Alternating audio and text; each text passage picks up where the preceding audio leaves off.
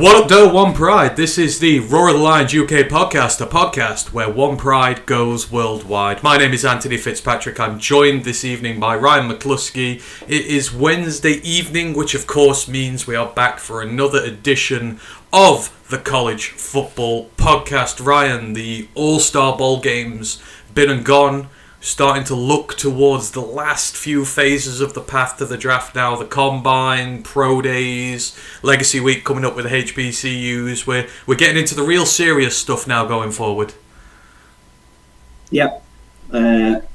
More individual focus now on players, their health, their personal workouts, preparing for combining on who's going to go at the Combine. The list has been announced. I think there's it was like 302 names, I think, but there may be some late additions to that, so I've been through that. So anyone that's not on that list is going to have to worry about their pro day. We've seen some guys warming their arm up at some like professional centres. Guys are getting their agents. They're also working out with former pros as well. We've seen a lot of people hooking up with former pros. So yeah, it's firmly in draft season now. Football is well and truly over. This is my favourite time of the year. The Super Bowl, I don't really care about the Super Bowl, to be honest. It is for the next month until you get sick of seeing mock drafts, and then that's when it becomes like the grind. The last few weeks of mock drafts, and you're like, come on, let's get there. Our Discord is rife with mock drafts at this moment in time. But yeah, this is the fun time. If you love your college football, if you love your draft prospects, this is where all the deep dives start into everything now. So it's good fun. So tonight we were meant to start our coverage of the HBCU circuit this week because the Legacy Bowl is next weekend, obviously the historical black college and universities. We did a couple of shows on them last year. We are going to do the same this year. However, we've managed to snag some really good guests to come on with us who are far more knowledgeable about this than we are, because there's only so much information you can get over here. So next week we will be back. We will be doing a HBCU show during Legacy Week, and we're going to be doing deep dives on not all, but a lot of the guys who are expected to partake in the draft this upcoming year. So there could be a really good show. So we've moved that back to next week. In terms of this week, we're going to go through a little bit of college news first, then we're going to talk about the Senior and Shrine Bowls, and then the floor is yours if you so wish. If you've any questions this evening about the draft, about prospects, about college football for next year, whatever, just put them down, because I'm going to need your help this evening. I usually meticulously plan these shows. I've been that busy at work recently. I am doing it ad-lib tonight, so we will see what happens. Just shout out to everyone who's joined us. First, I've already seen Ash in the Twitch chatter there. He goes, let's do this. We got Mike the Marine in there as well. He says, howdy Lions brothers in the UK. Howdy to you, good sir. Thank you for joining us. We really appreciate it. And on YouTube, got a few in there. Brandon Cares in. He goes, greetings and welcome to the draft season. Indeed, favourite time of the year. The Roaring Looney is in. He says, go Lions. And Brian Shock is in. He goes, I'm here for the 203 Creac giveaway. Speaking of giveaways, we'll talk about that in a minute, but this is the first part of a double episode this evening. So the main Detroit Lions podcast that we have here at ROTL Lions UK is going to be coming on in a couple of hours' time. We're going to be talking Super Bowl, and we'll take any Lions questions as well. We're just going to sort of ad-lib it again after we've done all the Super Bowl stuff. So please come and join us for that, but stick with us here first if you do so wish. And yeah, just bear with me. So the rest of the housekeeping before we crack on. Discord, if you want to join ROTL Lions UK Discord, let us know. We will fire you a link. It is a hotbed of draft chatter at this moment in time, and Lions and NFL. So if you want to come join a nice community, then please do let us know, and we shall send you a link. Like I said, the main podcast is coming up later. Don't forget to like and subscribe to everything, YouTube, Twitch. We are doing the giveaways courtesy of our own Ryan McCluskey here when it comes to our YouTube subs. So we have giveaways, I believe, at 900 subs and 1,000, which is our big goal. We are currently at 858. So we've got 142 more to go. If you could push us towards there, we would absolutely adore you for life. And for everyone else who already has, we really appreciate it. Just remind them what they might have a chance to win as part of our giveaways, right? A Calvin Johnson autograph. There's a Barry Sanders autograph. There's a full-size DeAndre Swift helmet. That's like between 9 and 1,000. But yeah, you choose from like 3 prizes both times. So there's 5 or 6 things. There is a tweet with the photos on it. But yeah, Barry Sanders stuff, Calvin stuff. On card Barry Sanders autographs. So yeah, there's a few things for the winner to pick once we get there. So yeah, if you know anyone who's on YouTube's got a spare sub just lying around, just tell them to sign up and they will be part of it, and we will send all the stuff over to America if you're American and win it, so don't worry about that. That is all good and done.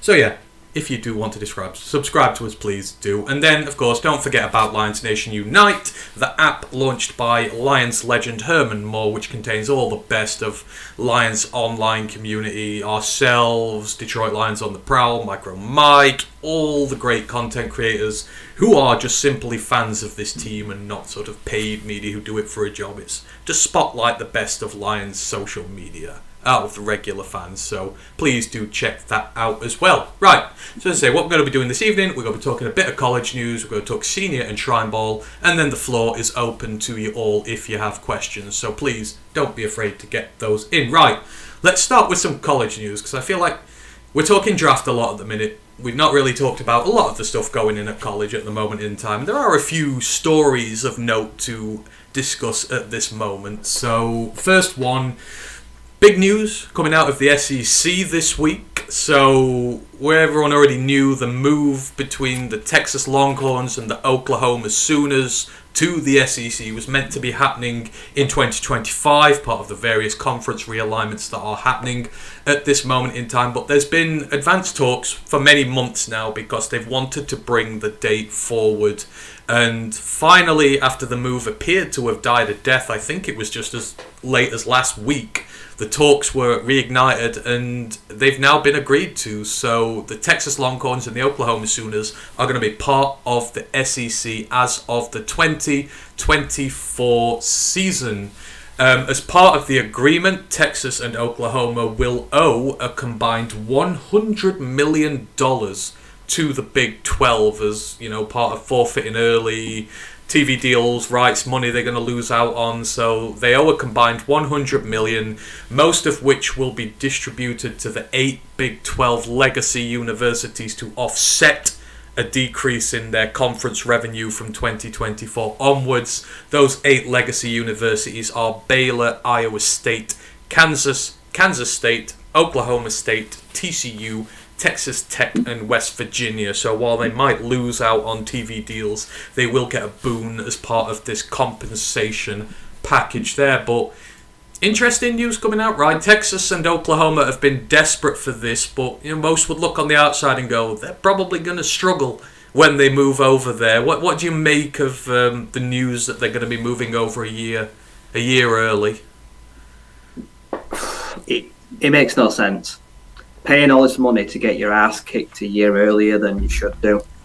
Still, they're only going to turn up a year early and still get turned upside down and all the pocket change tipped out of them. They're not ready. The longer you can put this behind, and the better you can recruit and get in that year with a good freshman or junior class. I kind of get it from Texas' side, like you said, they've landed Arch Manning. The quicker they can get him into the SEC with more eligibility, that makes sense. Texas might just be able to get there, but Oklahoma, like I said, for me, no real franchise QB just there yet. They don't really have their guy, so they're bringing it sooner. I understand that.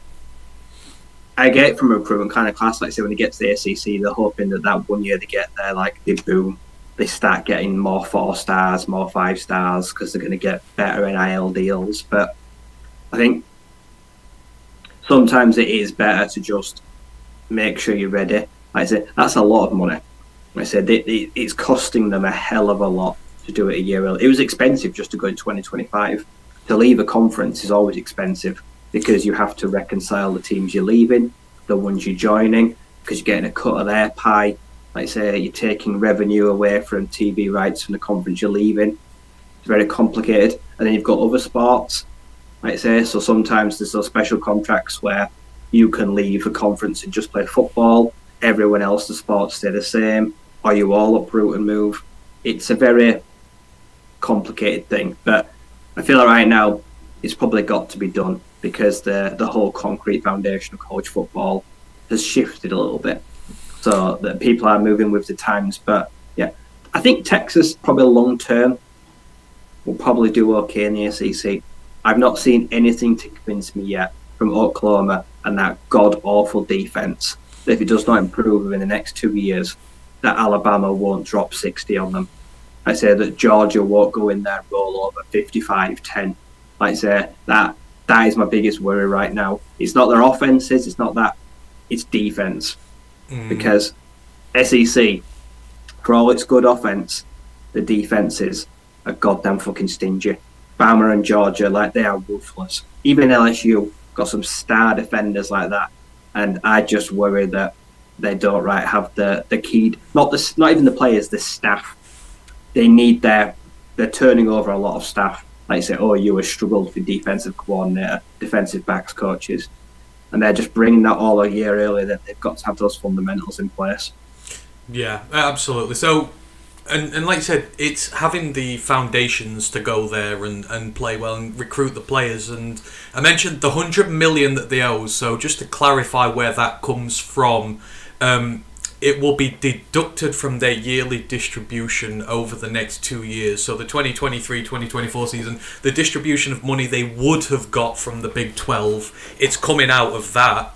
So if you think, they're going to be getting paid significantly less money than anyone else. That's less money for NIL deals. That's less money for your recruiting campaign. All that you need. That can have it. I know you've got boosters and you have money there, but to lose so much money from upcoming years, that is going to destabilise you going forward. So it does remain to be seen. But I was going to ask you, which one do you think is going to succeed more long term? Do you think it is Texas are the ones who are going to, have more success in the long term with the move over?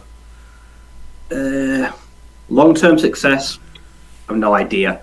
Short term, if Arch Manning is still a longhorn by the time they make the move, which I'm not convinced he will be, because we've seen a lot of team players, like say, go for a year or two and get frustrated.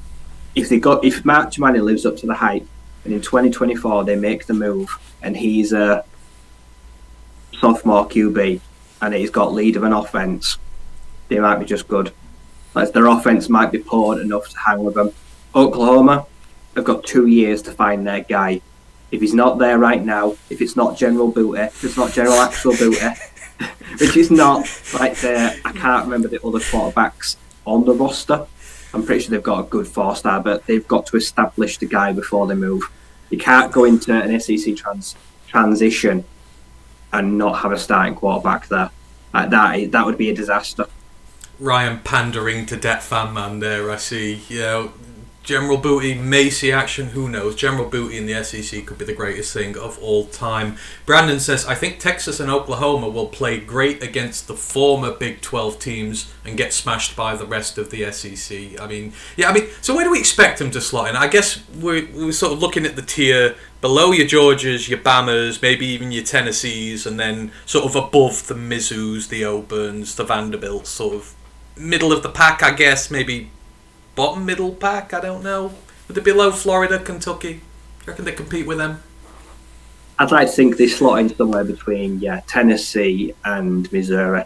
So the 4 average teams will be able to say you'll have Auburn, you'll have Kentucky, you'll have Florida, you'll have Oklahoma, and you'll have Texas. And like I said, that if you just look at those there, I expect those games to be very, very similar. Like I said, they could probably slap Vanderbilt about. I know Vanderbilt were really good this year, but long term, that might not be it. But then when they face LSU, Tennessee, Bama, and Georgia, we'll find out what they're really made of. Because I know LSU have been great this year, but they've got stacks of young talent. Like I said, that right now they're in a lull, but they've got a lot of talent of LSU. I do expect them to get better. And Tennessee are very well coached. So if they get some good recruits in, they can be just as good this season as they were last season, even without Hendon Hooker. They can be a production line of good QB play because it's a good soft QB environment. Yeah, absolutely. Right, I've just got a few things to do on Twitch. So first, good lord, I can't say anything this evening. Cool Down Rat has resubscribed to us using the Amazon Prime subscription. They've been for 8 months now, saying good evening / morning, fellow Lions fans. Yes, the time differences between us are profound. So thank you, Cool Down Rat. Really appreciate the sub. All support is really appreciated there for us. Mike the Marine has asked us a few questions for later, so thank you for those, Mike. We will get to those. We'll put them in this show or next one, but we will answer everything for you there. And Ash is in the chat. He goes, FSU better than Oklahoma, and you can't argue that. We did beat them in the Cheez-It Bowl. I mean, no, you cannot base anything on a bowl. I'm sorry. Mike the Marine, we can ask this question now. He goes, what do you like and dislike about the portal, the transfer portal? So, I mean, I guess we can do that now before we move into anything there. Pros, cons, transfer portal, for it, against it? Cons, it's open too long. Agreed. It should be shorter. You should have to make a more informed decision. And I still think you should have criteria for eligibility. I still think players that have played 1 year, freshman and senior, I don't like them being able to transfer somewhere and instantly start. I do feel like that rule has to come in eventually. It's not a bad thing. You need to be able to change schools. Like, it's great for undergrad. If you've already graduated and you want to have a shot like Sam Hartman does at playing on a better stage, that's what it's for. Like I say, if you don't get on with your coaches, you're a star freshman, like I say, and you're in a QB battle, and you just don't really feel like sticking around. I don't really feel like that. I feel like as well that if your name is in the portal so long and you don't do anything, or you're not active, or you're not sure, they should reach out to you and say, look, we're going to remove your name unless you give us any indication like you're going to leave. Like I say, don't just sit in the portal from start to end if you're not going to do anything, and then just pull your name out of it. Like I say, so because you get to like a few weeks left in the portal, like there's still thousands of players there.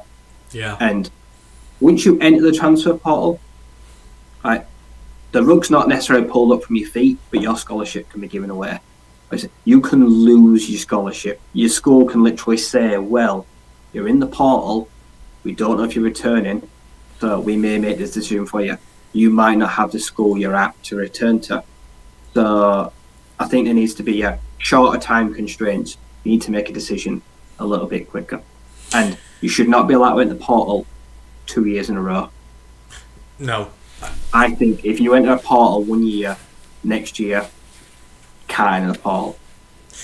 Yeah, I know, I agree with most of that. So for me, I like the idea of the portal.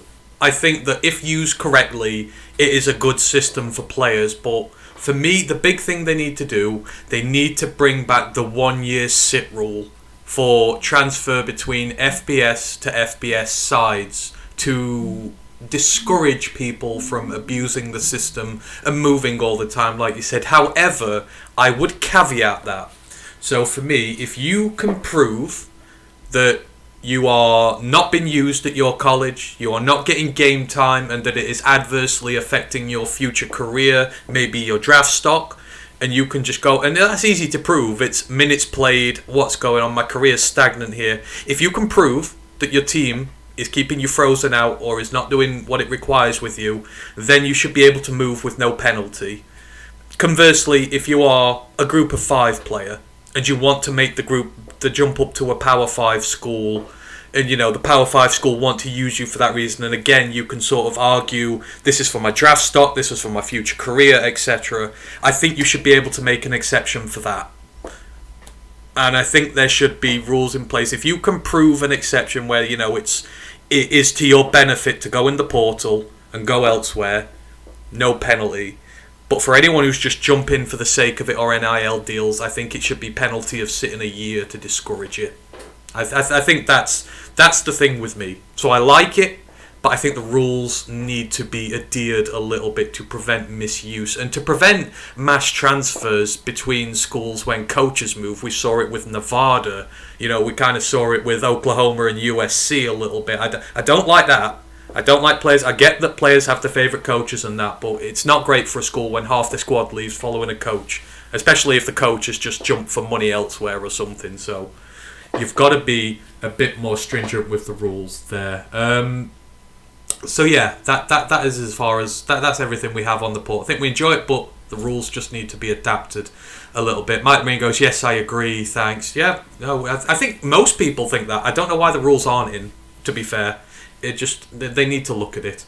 Brandon Kerr goes, I don't know if you want to have this little discussion, but do you think teams like NDSU, that's North Dakota State University in the FCS, should jump to the big boys and join the Big 12 if they can afford it? They are such a powerhouse. Now, we kind of had this discussion not so long ago because a lot of teams are making the jump up from the FCS to the FBS now. So this upcoming season, we've got, I think it's Jacksonville State and Sam Houston State who are both making the jump this year.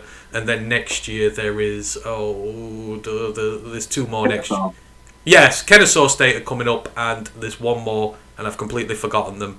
But more are, but what do you think about this? I think we might have had a little discussion on this before, but because they're completely and utterly dominant in the FCS, do you think there comes a point where you have to say, look, obviously, this is diluting the competition a little bit here.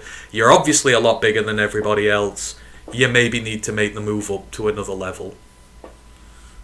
It's difficult, like I say, because if you look at it from a program point of view, when you're dominant and you're a dynasty, they're never going to make the jump because they're fully funded from winning championships. They get all the players they want. But from a competition point of view, the FCS, should they say, well, actually, you're so dominant, we want you to go away and make room for other people to compete, we're going to kick you up a level. I think that's kind of the way to look at it. And that the second option don't really exist. So while they are pretty much dominant, I reckon you'll never see them jump because there's no incentive to. I don't even think they could make good money, but if they go to the CUSA and then finish like mid-table, I reckon they'd probably make more revenue from winning an FCS title or just making the FCS championship, and I reckon they'd still recruit the same, if not better.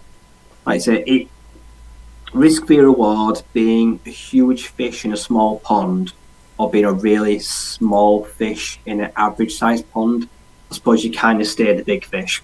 You kind of want to stay relevant. And I understand, like I say, we saw James Madison make the move and they actually made it really successful. Mm-hmm. They actually proved that the CUSA, the American, the Sun Belt, they're very weak. Like, no disrespect to teams in them, if you can jump up one level and on record, on your paper, basically win a division, which you weren't eligible to win, that tells me that the teams already there need a kick up the arse. Could North Dakota State jump up and win 6 or 7 games in the first year? In the CUSA, of course they could. In the Sun Belt, yeah, probably.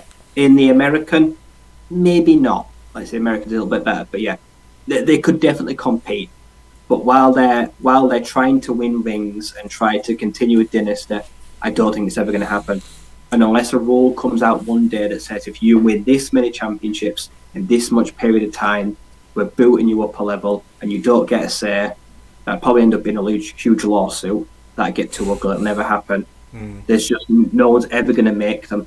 And I don't know what it would take for the Bison to move up a level. They've won 9 of like last 12 championships and been in 11 of the games. If they're not going to jump up now, when will they ever jump? They've sent Wentz and Trey Lance to be good NFL quarterbacks. They're producing NFL talent. They are the most content team probably in the nation. Other than Bama and Georgia, they're probably the most content that they've ever been. So yeah, I don't see any reward right now to them jumping up until until it becomes financially feasible, unless they get a really good offer from a really good conference. Let's say the Pac-12 wanted North Dakota State, then they might think about it. Yeah, they're going to jump into one of the big boys. And Pac-12, something like that, Big 12, they need a shake-up. It'd be kind of fun to see a total minnow come in and just stir up the pot a little bit. But yeah, right now, I don't know what's going to happen. Well, the Pac-12, they're just about to renegotiate the TV deal, so if you want to jump in on the money, time is there. Get yourself in, but I guess everyone's fearing Dion and Colorado over there at the minute, so that might take the shine away from that one. Mike makes the point that conference revenue share will obviously go up if they go up to the FBS, so there's more money to be made that way, but I see your point. When you're sort of sat pretty at the top, there's no need to change. Now, South Dakota State won the FCS this year. If their little rivals start to get on top of them and start beating them all of a sudden and that success goes away, who knows, maybe a few years down the line you go, you know what, we've had our fun, we've had our titles, maybe we make the move up then. But I guess I'd quickly rephrase Brandon's question then. You know, he says, do you think, but if you were in charge, if you were the commish, would you make them? Would you make them do the jump up? Because they are obviously too big for a lot of the teams around them there. Would that be a decision you'd make? The only way I make that decision is if I get South Dakota State as well. That's my alternative as well. I think they go with each other. If one decides to go, I think the other goes because the conference will want them both together. Because that rivalry is 114 games now. Would the FBS like to lose one without the other? Absolutely not, no. But if they both leave, I think they could both carry on that rivalry somewhere else. I think that might be the only way to convince them to leave. Give them a lucrative deal together. And then someone, hopefully, will be able to step into the void in the FCS, and you would see more competition. The landscape will totally change then. If those two leave, that just opens the door up for Montana State, Montana, Incarnate Richmond, Ward, Sacramento State, Incarnate Ward, yeah. Then you'll definitely get an interesting playoff if you take the two big boys out. Yeah, I think out of all these, I think you're going to see the likes of Incarnate Ward make the jump next. I feel like them, and especially the success they've had, they've just sent... You know, they sent one quarterback to Washington State. They're sending another quarterback to the draft this year who's marking to get drafted. So I feel like they're going to be in the next category of guys to jump, and the Dakotas are going to stay put. So we will see. But appreciate the question there anyhow. Now, the other little bits of news I had, wanted to touch on this one. I put it in the Discord the other day. So this is technically Lions related. So... Our former centre, Dominic Raiola, many years ago, everyone knows his son is about to come up into the land of college football. He's part of the 2024 draft class, and an interesting tidbit came out this week that the front runners for his signature, because he was already committed, he decommitted from Ohio State? Was it Ohio State? Yeah. He decommitted not so long ago. His commitment's open again. The front runner... believed to be Georgia, and it just so happens that what's gone on there is, you know, they've lost their offensive coordinator to the NFL. I think he's gone to the Ravens, and Mike Bobo is the new guy there now, and he just happened to be offensive coordinator at Georgia when a certain Matthew Stafford was there many moons ago, and it just so happens that Dylan's dad guarded Matthew in the league for many years. They're close friends. It's believed that Stafford is part of the effort to recruit him to go to Athens and the next step going forward. And you'd think the same OC, you see what he did to Stafford in his career there, potentially one of the best quarterbacks in college. I think he's ranked third in that class. Some say he's the best in that class, who knows. But if Georgia were to land him, we've been talking a lot recently about Georgia been an elite team, but when does an elite team turn into a dynasty? Now, obviously, they would have to go one more year without him, but if you were to get a fully healthy Dylan Raiola go there, play to the potential that he believes to for 2 or 3 years, they win more natties, could this be the commitment that turns them from an elite team into a dynasty? Yeah. I say, from what I've seen of Carson Beck, he's a very capable flag holder of what Stetson Bennett has done. I haven't seen enough to say that next year they'll defend their title. I don't know if he's got that in him. I know he's like a 4.5 star kid. He's in his second year. He's had to sit behind Bennett now for like 2 years. He's got 2-3 more years of eligibility. He's a huge threat to Carson if he's interested in Georgia. Could come in next year and pull the rug right underneath him. And Beck's next suddenly in the portal. Yeah, I feel like the next like year and a half of the QBs like that is incredibly high. I say Arch Manning, Nico, I'm not even going to try to pronounce that kid's last name, Raiola. 3 of the 4 these QBs that are all getting like proper 5-star ratings on like 24/7. rivals, on three, looking like some of the best that have come out like last 10, 15 years. Like I say, and Raiola could be one of them. So I feel like it's a huge gap, and it's going to hurt Ohio State, like I say, because they're going through a transition period, like I say, where the backup, like I say, Jack Miller left. Got guys like that, like I say, Stroud's gone.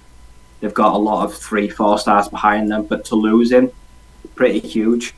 And Georgia right now, as long as Kirby Smart stays there and he keeps winning and he keeps sending players to the draft, they're going to continue to get the biggest and the best names like him. So yeah, and if Stafford is able to just whisper sweet little things in his ears and convince him to go, even without the school having to ask him to do that, I feel like that is probably a big feather in his cap, having that connection between the dads. So yeah, I feel like he could go to Georgia and he could win.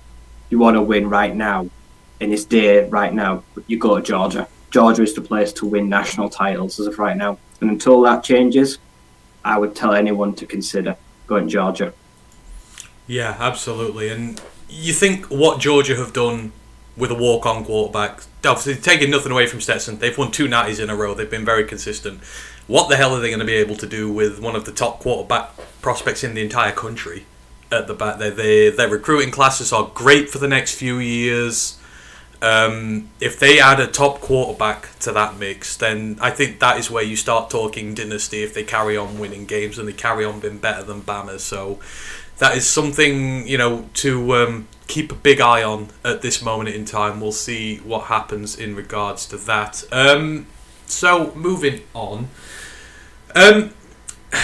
So it's very early in the process, just at this moment in time, but I was looking through college news and bits today, and I saw that some of the early power rankings for the 2023 season have been released, and I was intrigued to see who was on this list, because obviously it's very early at the minute. Quarterback battles are not decided. We don't know which way some of these teams are going, so it's very early, but there were some very interesting teams on there. So what I wanted to do was just to go through, because I think this is from the college football news website. These are guys who know what they're on about, and I thought, right, we're going to go through their top 10, and then me and Ryan are going to have an attempt at creating our own top 10 for now. This is going to be the really, really early one. We're going to do a proper prediction show for next college season later on in the summer when we've got a lot more available there. But I thought it'd be interesting just to see what our feelings and thoughts are on some of these teams right now. So in terms of the guys at the College Football News website, so their top 10, they've done 1 to 133, but we're obviously not going to do all those because we'll be here forever and a day. So number 10, they've got Tennessee. Number 9, they've got Washington. Number 8, USC. Number 7, Florida State. Number 6, LSU. Number 5, Penn State. Number 4, Michigan. Number 3, Alabama. Number 2, Ohio State. And of course, number 1, Georgia. Now, listening to those, right, the one that immediately pops out there, well, there are a few. We'll go down. So obviously, we're going to say Georgia, probably the best there. That there's no agreement, there's no disagreement there with Georgia at 1. Number 2, Ohio State. So CJ Stroud is gone. They're losing a fair few members of that team this season, but when you have a quarterback transition, I feel like it's not good for you going forward. You don't know what's going to come there. But they've decided that Ohio State, out of everybody, are the ones that can potentially topple Georgia next season. I know they're returning one of the best wide receiver rooms in the country, which is, absolutely a fact at this point already. But do you think they should be number 2?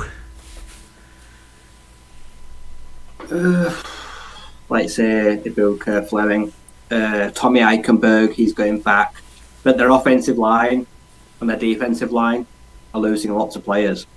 Like say Paris Johnson, Zach Harris on the defensive end, like a lot of talent in the trenches is leaving, and that's what worries me. I think that's where I see the weaknesses, O-line and D-line that have decided to clear for the draft. So there's obviously very good QB options, but I find it hard to put a team second in preseason rankings if I don't know who the designated star is going. If there's not an identifiable QB that's just going to slot in, I can't put them at 2. Where teams below them like I say, there's one team where they're ranked that kind of miffs me, and their QB is very much put in there. So I want to talk about this, but first, we have just had a massive upturn in viewership. So Pride of Detroit are just raiding us at this moment in time from Twitch, and it seems to be happening on YouTube as well, because we went from 6 listeners to 66 on YouTube, and we're at about 30 in Twitch. So Pride of Detroit, thank you very much. We really appreciate you coming in and raiding us this evening. Hope you guys are all doing well over there. We love you all to bits, and thank you to everyone who's subscribing. We seem to be getting new. I will go through it all later on, because I'm in the middle of my show at the minute, but we'll sort that out. But thank you ever so much for all of you there. Hope you are all doing well. So, are we wanting to talk about Penn State at 5? Is this the one that we're wanting to talk about? Because they're not the team that irks me the most, but I actually really like Penn State at 5. So, okay. They're the best backs in the nation. Right, don't get me wrong. 5-star QB, but he's not played. But they're one of the best defensive tackles in the draft. Went back.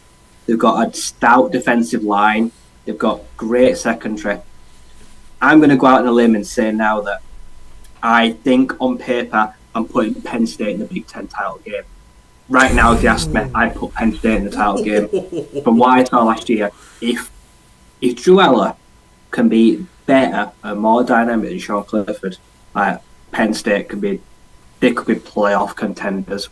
But that right now is very hard to say because that's very imaginative. So I'm going to agree with you here, just a bit differently though. So for me, yes, the defense is always really good there. So we know that's going to be a PowerPoint of those. But for me on the offense, I think you have the best running back in the country in that backfield, in Nick Singleton. Not just a Big Ten. I genuinely think he's the best running back in the country. Now, that's not knocking Donovan Edwards, Michigan fans. I really like him as well. But what Nick Singleton did last year behind, the line was all right, but it's been traditionally in the last few years incredibly difficult to be a running back at Penn State because that line just hasn't guarded very well for them. And, Clifford's not been able to win as many games as they'd like. So I think the year he had, the numbers he put up, I think he's going to go off this year. And I think that Singleton and that offensive line, they've got new pieces on there. I think it's going to be much better going forward. And like I say, if Aller can be at least partly decent, or he can at least, because he's, 5-star kid, I believe, isn't he? High 4-star, low 5-star kid. So we've seen flashes. So you're going all the way to Big Ten title game with them. Ooh, I'm going to have to remember that. For me, Donovan Edwards isn't even the third best running back in the Big Ten. I'm sorry, Braylon Allen over Donovan Edwards. And I'm sorry if we lose viewership because of that, but it's true. I'd say Singleton, Allen, and then Donovan Edwards. That's my Big Ten running back rankings. We've just gone from 66 viewers to 32, so I guess either the raid's over or a lot of Michigan fans were disgusted by that comment there, and it could very well be either. Oh my lord, I've got so much I'm going to have to go through here. Again, another ranking that bothers me. I hope, just 1 second, I hope everyone who's come in and joined us from Pride Detroit, love you all. I will get through to your messages eventually, so thank you very much for that. So, okay, who bothers you the most? Why are Washington below USC? They're returning one of the best Pac-12 receivers in Romeo. Let's say they've got Michael Penix Jr. that for the last 2 years has been one of the best quarterbacks in the whole nation. Their offensive line has lost Jackson Kirkland to the draft, but still very sturdy. Good secondary, like I say, solid linebacker room, 2 great years. USC is all about their young kids, their recruits, but on paper, not all of them have done right a lot. But Washington has got actual players that have actually produced right now. So USC might have the flashy 4-star, 5 stars, but none of them might pan out. That QB, like I say, I love Caleb Edwards, but we saw how many times he was let down this year. Defense. He was trying to do it on his own. Washington, much more well-rounded for me. I think they should be the other way around. Washington at 8 for me does annoy me. Oh no, I agree. I think that USC defense alone should drop it. I'm not even sure they should be in the top 10 because when that defense is so bad, it drops your ceiling highly. They should have done better than they did last year. And they didn't. They need to really sort it out there. Jameson Hennessy on YouTube goes, I'm watching you on both. Appreciate you watching us on both there. Brandon talks about USC and UCLA in the Big 10. I will finish this segment off first, and then I'll come back and answer that question, Brandon. So, I mean, the others: Alabama 3, Michigan 4, LSU 6, Florida State 7, Tennessee 10. That seems about fair, I guess, for some of those. But, you know, like I said, next year I want us to put some actual predictions on the line. So we're going to do a full prediction show for next season, and we're going to see just how good we are, or whether we just, you know, talk rubbish all the time. But I wanted us now, just at where we are at this point in time, what we think of the teams, to come up with our own composite top 10. So I figured this is going to be easier doing it from 1 downwards rather than 10 in. So let me just get my list up here, and I can keep refuge of it there. So we'll start at 1. So our top 10 guys for next year, we're saying Georgia, undisputed, at the top. Yeah. And I mean, I'd say that, and everyone goes, well, look at the talent they're losing next year. Kelly Ringo's going, the Smith brothers are going, so you got the safety, you got the edge as well. I really want to sign the pair of them in the draft, to be quite fair. If we got the pair of Smiths from Georgia, I'd be well happy. But we saw how much talent they lost the year before. It didn't bother them. We think we're going to do the same this year. Yeah, I agree. So this is where it comes interesting. So who are we going to put at number 2? Because Ohio State is on, you know, the experts over there, but I don't think they deserve to be in that slot. For me, I would probably put Bama rebound. I know Bryce. The trouble is, a lot of these top teams, Bama's replacing quarterback. LSU aren't. Clemson is technically replacing cornerback, even though he's already been there. Ohio State's replacing quarterback. A lot of these top teams are replacing quarterback, so it's from. But I would probably put Bama up at 2 right now. Yeah, Would you disagree? Bama. Right, so we will put Bama in at 2. Now, number 3. Who do you think should go in at number 3? Michigan. Oh, you're putting Michigan in there, are you? I mean, ooh. I would have to say I would probably agree, because they are returning a lot of guys this year. JJ's had a year, Donovan's had a year. They seem to churn out talent on both sides of the ball quite frequently, so I don't think they're going to be affected much by the draft. I will go Michigan at 3. Now it comes to number 4. Now, I said to our own Ashley Soden earlier that I was going to say something tonight which he could hang in the Louvre as something that I've said, which will never ever leave my lips again.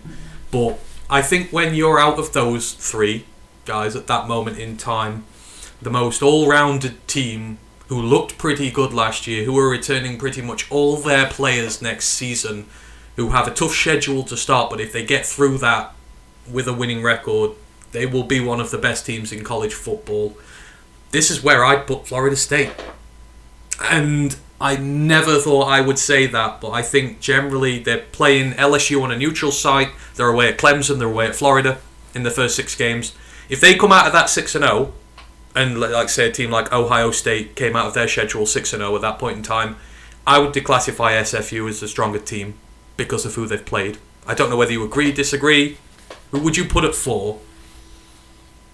This is hard. See, it's like a. For me, I'm leaning towards probably FSU over Penn State because of John Travis. The stability at quarterback. But yeah, like I said, their schedule is really hard. We're really going to learn a lot. If he wants to be a draft QB next year, he's going to have to really beat some good teams this year if he wants to be a first or a second rounder. So I agree. I think Ash is building a massive pedestal for this team this year, and if it falls, we will have content enough for about 5 shows. But I do think there's a lot of legitimacy in what he says.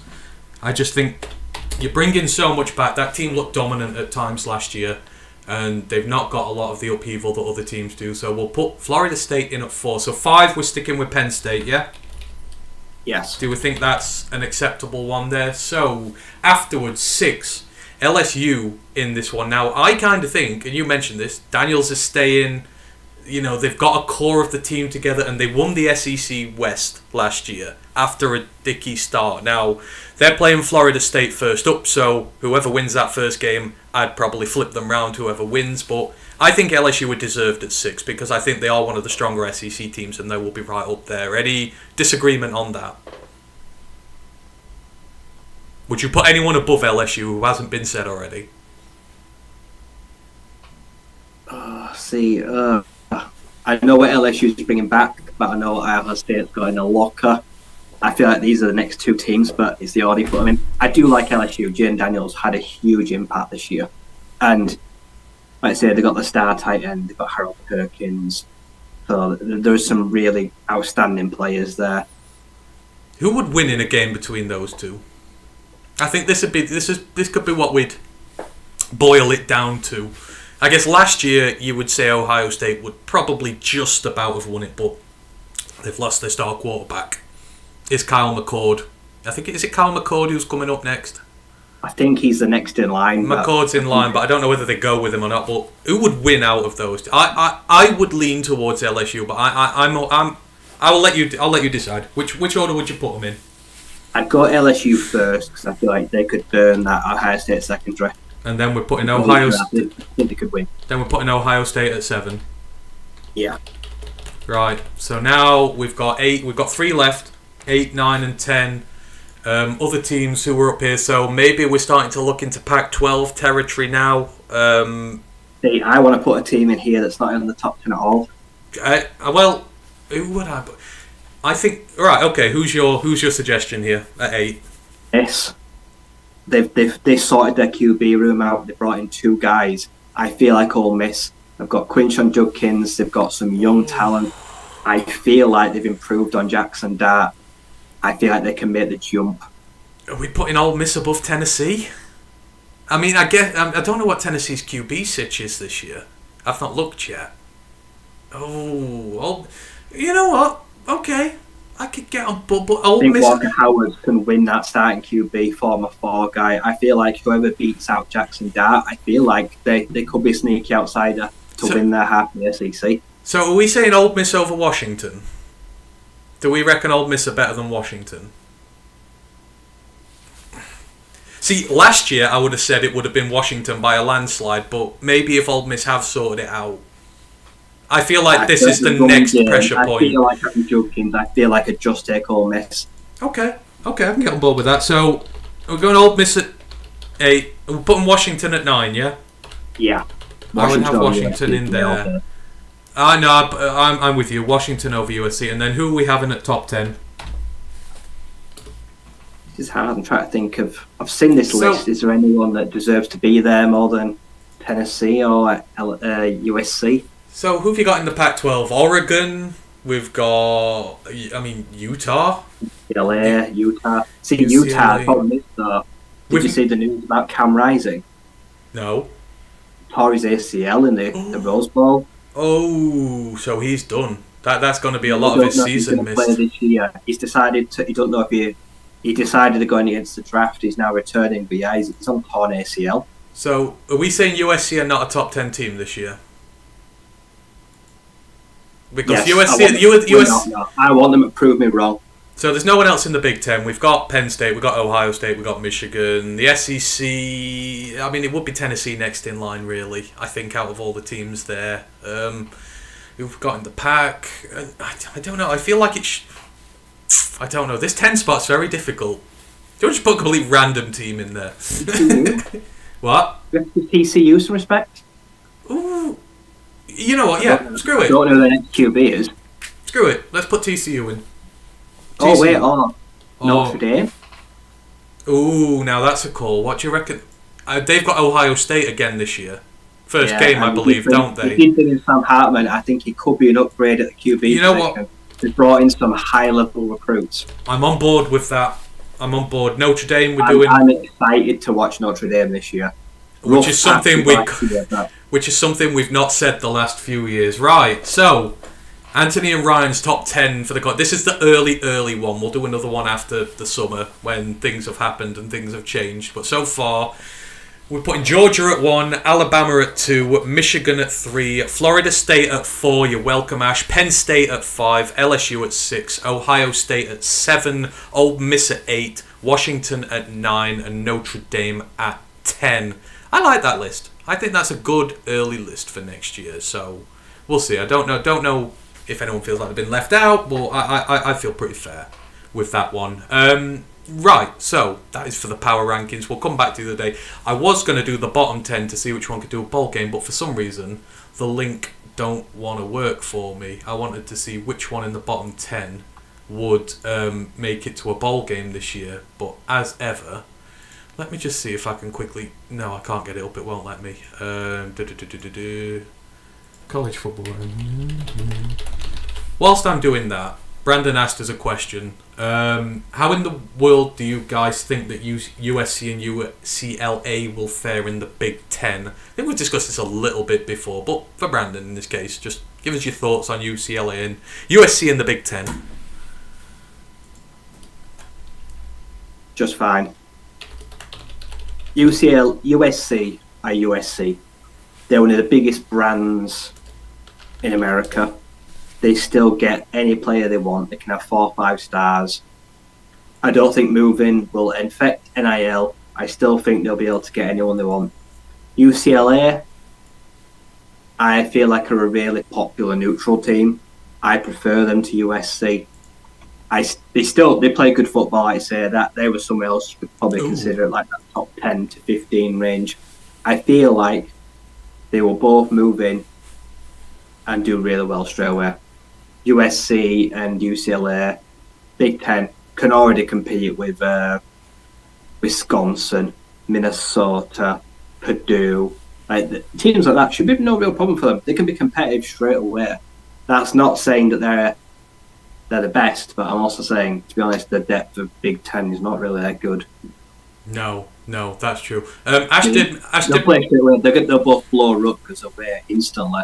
Yeah. And Illinois and that will struggle. Yeah, no, I agree. Ash made a point that we actually forgot Clemson out of our top 10, but I don't know with them under Cade Klubnik. I think he's still very much a work in progress. We might put them in there at that point, but again, there's so many teams who are changing quarterback. If I could have thought about them, I'd have probably put them in because of those shit play. Yeah. Well, that's our very, very early one. We're going to do another one pre-season when we actually... I'd probably put Clemson where Ole Miss are. I feel like that's a fair natural spot. Yeah. Like 8. So I guess we can quantify this. So who's going to do better, quicker? In fact, I guess this might be a very easy question, but will Oklahoma or Texas win a title in the SEC before USC or UCLA in the Big Ten? Who's going to win first out of those two teams? Big Ten for sure. I would agree. I don't know. It depends if they keep conferences. I'm thinking conference titles here, but I think they'll scrap them. All, won't they? They'll just be one big league when all these moves are made. So, yeah, I feel they've definitely got a chance to make a Big Ten game before Texas or Oklahoma the SEC title game. Yeah. So, yeah, I think they're going to have the easier transition to the Big Ten than those two are going to have to the SEC. I have absolutely forgotten where I was at this point in time. So the last question I was going to do, I got the power rankings up, so I just want to do a quick survey of the bottom 10 and ask you one question. So the rankings, so there's 133 teams this year, obviously because we've got 2 newbies in. So from 133 down to 123, it goes UMass. So UMass are predicted to be the worst team in the entire country. Then it's Sam Houston, Texas State, New Mexico, Florida International, Jacksonville State, Arkansas State, Nevada, Charlotte, Hawaii, and Akron. So a veritable who's who of nobody's in the league there. My question to you, Ryan, if one of them is going to buck the trend of a bottom 10 team and make a bowl game, who is it most likely to be out of those 10 teams? It's between FIU and Arkansas State. I feel like one of those two is not as bad as the others. Those two in general, I don't think are as bad as the rest. They've had very recent success in recent years. Ooh. The rest are dumpster fire or just not fair because they're FBS jump-ups. So I feel like they're the standouts.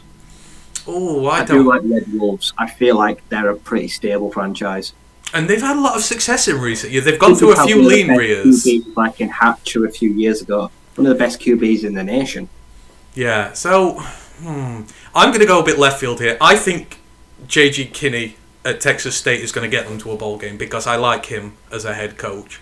I know they're a dumpster fire, but if anyone can take a bad team to a bowl game, I think it'll be Texas State. So we will see that. But we'll do it on the rankings close to the time. But some interesting ones there. Florida International, Texas State, Arkansas State, maybe not as bad as their rankings would indicate. Brandon quickly asks something. He goes, guessing if UConn want a fluke that they didn't put him in the bottom 10. No, I think UConn are top 100 this year. I don't think I'd have them I don't think I'd have them below 100. I think I could. I'm not buying that. I think I could.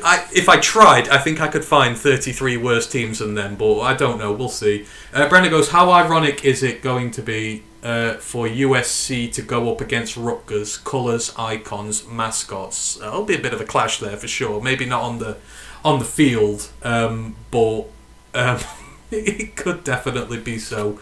He also goes, holy mackerel, if you guys have knowledge enough to know the difference between Arkansas State and FIU, you as the powerhouse is able to make a bowl game, you've got me. I mean, we sort of have our vague knowledge of these teams. We're going off very early things here at the minute, so we could be completely wrong, but we like to think we're not too bad with some of our predictions. Ryan does particularly well with his predictions as well. So, right, let us move it on because we've been there. Let's say if you've got any questions or anything, put them in. I'm sorry if I've not seen any on Twitch.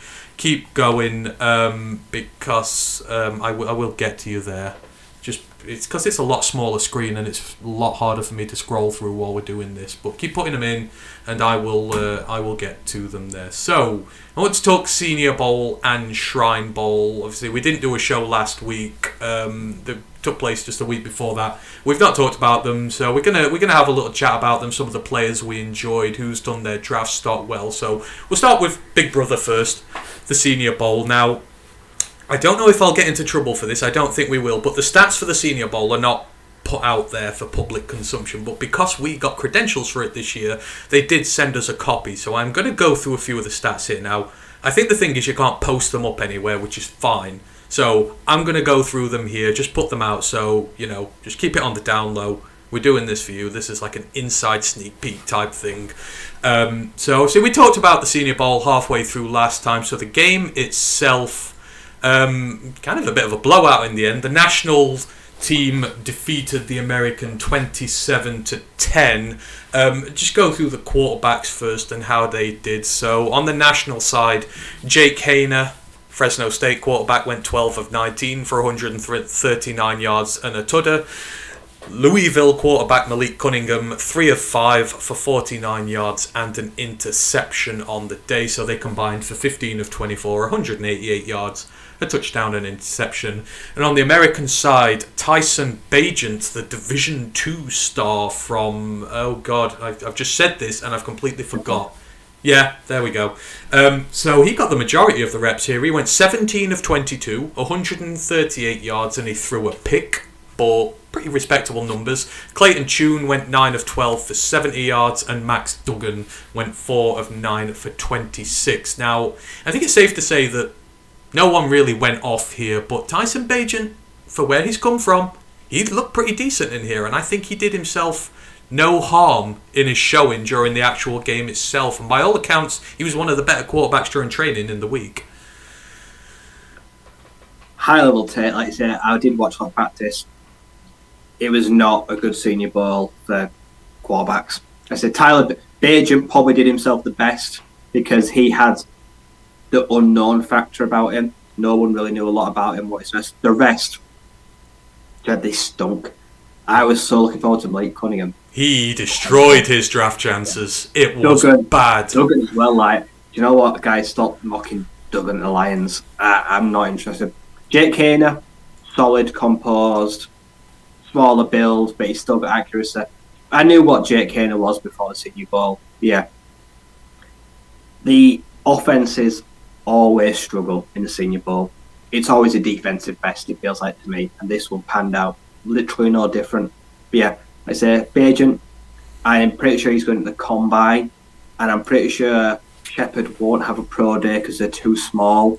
They'll probably combo with like some big school. I reckon the closest big school will go have a combo there, but I reckon everyone's going to go to see his pro day.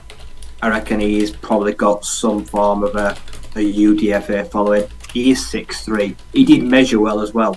He did come in at nearly 6'3", so he was every bit of the measurements. Some of the people, a lot of the players, were a lot smaller than their measurements say they are. It's quite funny. The QBs in general, very mixed bag. Only Hayner and Bajent really did themselves any sort of justice. I was disappointed by Kuhn, but Kuhn and Duggan actually got the least work, because I'd say they were two of the probably high-profile names. Yeah, no, I agree. I was kind of disappointed overall. Bajent, we'll see what happens at the Combine, but, I think interest in him is picking up. And Hayner, I think he did well, so it'd be interesting to see. But yeah, I think Hayner and Bajent, I agree, they're the ones who really did themselves a world of good here. Running backs, it was a day to forget for the American running backs. Chris Rodriguez Jr. was the best, 6 rushes for 27 yards with a long of 8. Nothing really going on there. But on the national side, a few good performances in there. Evan Hull, the Northwestern running back, 10 attempts for 74 yards with a longer 24. Chase Brown from Illinois, much beloved by quite a lot of Lions fans. Mock drafts, he went 9 attempts for 40 yards. And then Sorodo Thompson Jr. went 5 for 35. And Malik Cunningham, for as bad as he was as a passer, he runs well. He got a rushing touchdown in there. Any running backs who doing this? I think Evan Hull, I think he's going to be a good running back at the next level. He plays in the Wildcat a lot. You've seen him do it at Northwestern. I think he's got versatility. I think he plays hard. I enjoyed the showing from him, because I think he's getting a bit lost in this big running back class here. But I enjoyed what I saw from him in the game. I thought he looked really good. Very versatile. Like I say, he's a good receiver. He's a good motion guy. Does a lot with the ball in his hands. He's certainly going to get drafted, and someone will find the best way to do him. Like I say, someone will find the best way to play him. Is it the Lions? I don't think not. For the Lions, I do like Sir Roderick Thompson. He's stocky. He's 6 foot. He had really good blocking drills. He's a good lead blocker. He can pick up the blitz. And at Texas Tech, over like 4 years, he had like 500, 600, 700 yards a year, a few touchdowns.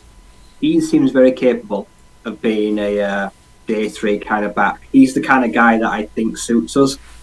If Jamal goes, I feel like he could very much fit in that mould. So the guys there that I do like. Good week for running backs in general. I know we're going to talk about which one has basically won the medal for highest stock riser. But yeah, Senior Bowl's really good week for running backs in general. Yeah, absolutely. And so I'll go through the stats, and then we can talk about the winners and losers of this week. When it came to the receivers, there were few standouts here. So on the national side, Stanford wide receiver Michael Wilson, he got 4 catches for 76 yards and a tudder.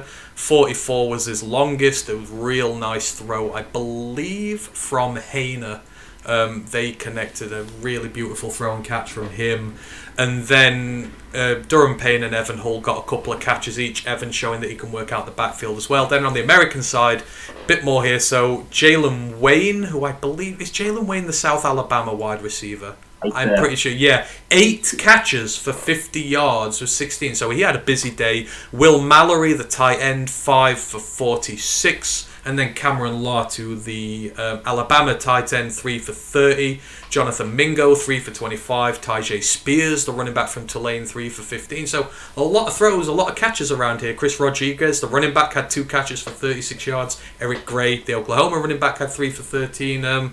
But Michael Wilson, he seems to have done his stock a lot of good this week. Because when we talked sort of pre-Senior Bowl about some of these guys, we didn't hate on the Stanford guys, but we didn't really give him a lot of love either. But he had a really good week at both practice and game, and I think he's one who's going to rise up draft boards if he carries on with a good combine showing.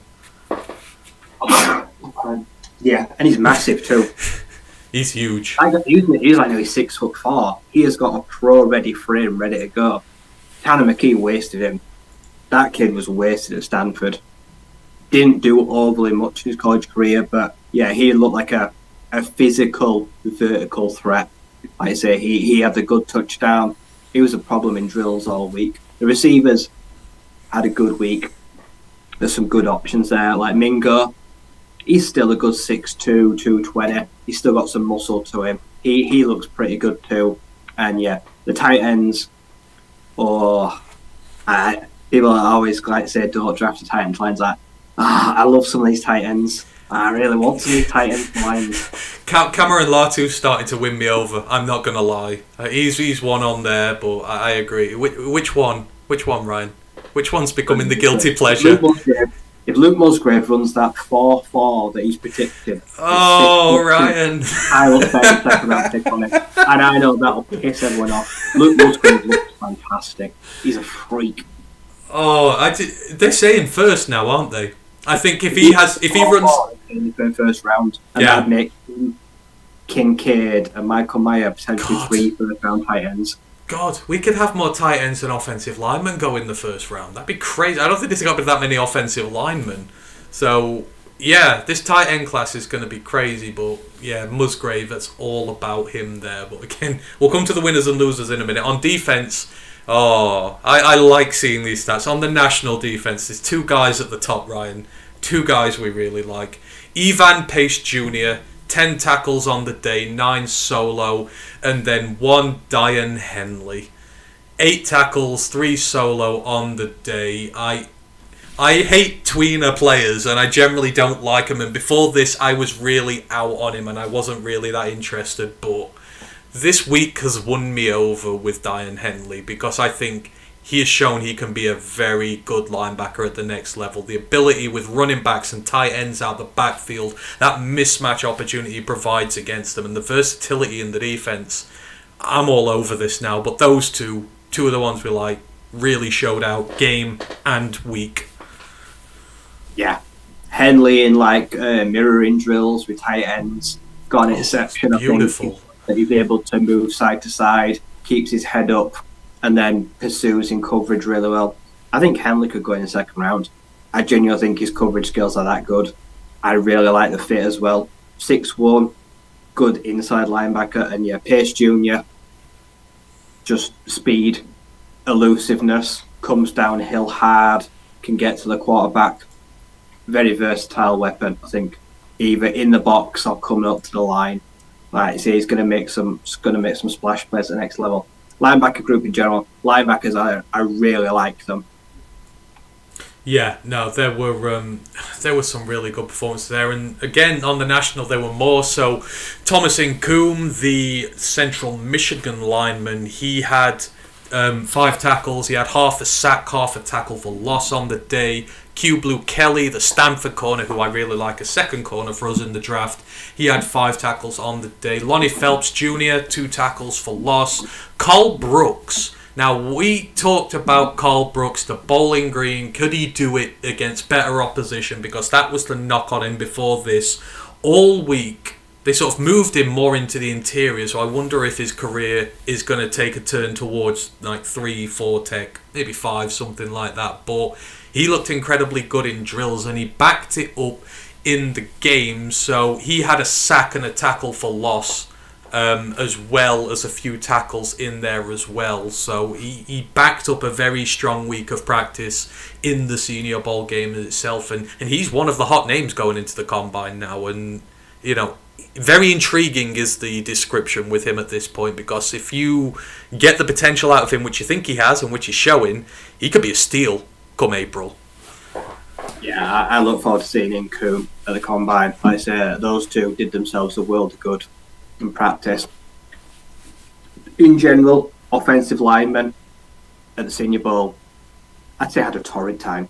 Mm-hmm. All I kept seeing in drills was them getting absolutely gashed. Like Will McDonald, the 4th, he showed that he can play on the edge too and play on the line, because he looked every bit of that 6'4" frame. Like I say, and I saw him, Brooks, just getting around linemen, hitting the bag, hitting the man. They really did well, like I said, on the defensive line all week. They showed strong interior pressure, and they were able to blow up players on the outside. So yeah, those 2 names, like I say, Incoom and Brooks, rising from their smaller, lesser profile schools. Yeah, absolutely. And again, doing the stock no end of good before the Combine. On the American side, I should give a shout out to Nick Hampton as well, the App State edge, now linebacker. He also had a sack and a tackle for loss on the day. And I should say Diane Henley also had a fumble recovery on the day as well. On the American side, Aubrey Miller Jr., the linebacker from Jackson State, we will hear more about him next week on our HBCU show. He led the way with 7 tackles, 5 solo in there, but some interesting performances down the way. Ali Gay, the LSU lineman, he had a sack and a tackle for loss on the day. Isaiah Land, now we're going to hear about him next week as well. He is the other HBCU star who was out there, and one I've had lots of discussions with people about, because everyone, when you get a speed rusher coming out the HBCU now, everyone goes, James Houston. Let's just get this right. He's not. He is not James Houston at this point in time. He is an incredibly good speed rusher off the edge. Has such a high motor, makes so many of his tackles from behind, chasing down plays. I really like this guy, and it was, again, how was he going to do during the game here? Well, he had a sack, he had 1.5 tackles for loss. He was basically living in the opposition backfield on the day, and had a really strong showing that, the potential is there for him, and I think he's risen up. I think he's well into day 3 consideration at the minute, maybe going higher. But a couple of these guys, right, the ones who we're a bit unsure about, they stood up, and the HBCU guys really showed out well in this game. Yeah, Land, I was unsure about him being what you call a tweener. I say a big outside linebacker. I kind of put his hand in the dirt and be a defensive lineman, because he's a kind of lean 6'4". I'd say he's, from a current standpoint where he's now, I'd say he's a million times more athletic than Houston. Like I say, he will out-chase. If some breaks contain and gets out of the pocket, I trust him to chase them down. Like I say, supreme athlete, got good length. Like I say, probably may not have the strength or the raw power, but I feel like he has got the ability to stand up and put his hand in the dirt and play ball to a consistent level. So yeah, I feel like Land really well. And then Ali Gay, he won't get drafted that high, I don't think. Not to his prediction. But huge upside. Monster at 6'6". I love him as the Lions as a late day 3 edge rusher. Like I say, really good bend, monstrous frame. He's got all the things you can't teach. Yeah. He just needs to work on the fundamentals, I think. But yeah, good time, like I say, and a productive showing out, like I say. It's not often you get guys built as big as him that are as strong, but also, as flexible and have got good skills to work with. So I like him. I definitely want to see him combine. I feel like the combine will do really well for him if he can show that he's got the athleticism and the twitch to go with that bulky frame. Yeah. Just catching back on some of the guys been in. Ash goes, there'll be at least 4 offensive line going round 1. Well, damn it, Ash, I will find a 4th tight end who will go round 1, so 2 can play at that game. Could genuinely be if some of these guys keep going even higher. So I guess we can find a 4th there. A lot of love for Hank. Mike the Marine goes, sweet mascot Ryan. Dan Pass goes, Hank, we need a Hank emote, please. So that's your next challenge, Ryan. We need to get an emote up for Hank. I think that would actually be pretty cool.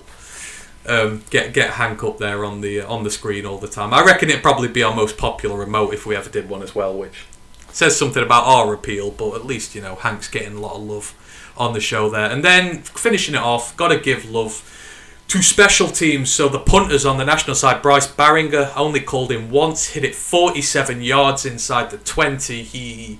He's one of the best punters in this draft going. And then on the American side, Adam Korsak, the punter from Rutgers, he had 3 attempts for 107 yards with a longer 45, and he put 2 inside the 20. So a good day if you like punting. Field goals, Chad Reeland, who I think is the Maryland kicker if I remember right. He hit 4 of 5 on the day. The one he missed was from 52, but he hit from 42, 41, 37 and 32. Then Jack Podlesny on the American side, he is the Georgia kicker. He hit 1 from 35 and then missed 1 from 30. So mixed day there for him. So sort of rounding the Senior Bowl chatter in a nice ball. Winners, losers, maybe more focus on winners because we like to do that prospect. But who for you has really come out of this week and you've seen something in there that's just been like, right, shot him right up my board?